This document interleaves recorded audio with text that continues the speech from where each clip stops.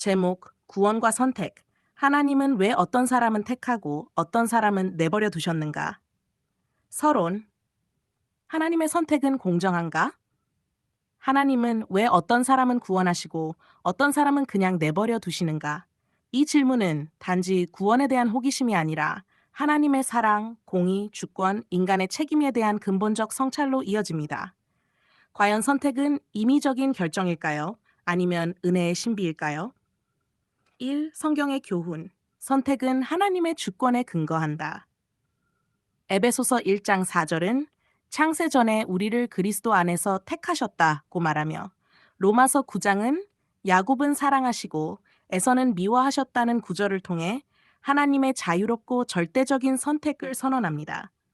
성경은 구원이 인간의 의지나 행위가 아니라 하나님의 뜻과 긍휼에 달려 있음을 반복해서 강조합니다. 따라서 선택은 불공정이 아니라 철저히 은혜에 기초한 결정입니다. 2. 거절된 자는 불공평한가? 모든 인류는 본래 죄로 인해 심판받아야 마땅한 존재입니다. 그런 점에서 아무도 구원받지 못해도 불공정한 것이 아니며, 누군가가 구원받았다는 사실 자체가 전적인 은혜입니다. 하나님은 택하지 않은 자를 억지로 지옥에 보내시는 것이 아니라 그들이 스스로 선택한 길을 허용하시는 것입니다. 따라서 구원을 받지 못한 것이 하나님의 불공평 때문이 아니라 인간의 책임 안에서 이해되어야 합니다. 아삼, 복음의 부르심, 모든 사람에게 열려 있다.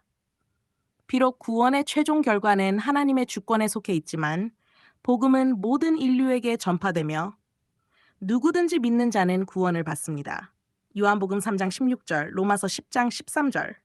하나님의 택하심은 인간의 응답을 배제하지 않고 오히려 복음을 통한 부르심과 반응 속에서 나타납니다. 즉, 하나님의 선택과 인간의 자유는 성경 안에서 긴장 속에 공존하며, 이는 인간의 이성으로 완전히 파악할 수 없는 신비입니다. 결론. 선택은 무작위가 아닌 은혜의 신비이며 책임을 배제하지 않는다. 하나님의 선택은 사랑과 공의, 주권과 긍휼이 완벽하게 조화를 이루는 결정입니다. 우리는 그 신비를 완전히 이해할 수는 없지만, 복음 앞에 놓인 자신의 선택에 충실해야 할 책임은 피할 수 없습니다. 결국 구원은 은혜에 대한 응답으로 주어지며, 그 선택 안에는 하나님의 영원한 목적과 인간의 진지한 반응이 함께 놓여 있습니다.